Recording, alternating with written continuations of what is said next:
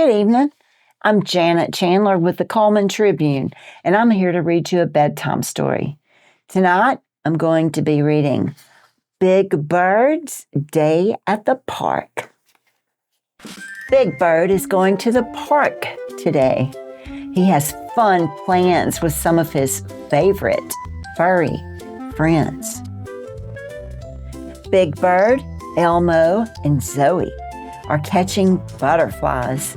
They are very gentle when they swing the net.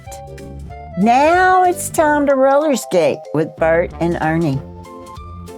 Don't forget to wear your helmet and safety pads, Big Bird. Oh, look! Cookie Monster has cookies to share. Hopefully he has a bird seed cookie for Big Bird. After playing and having his snack, Big Bird relaxes by the pond with his book.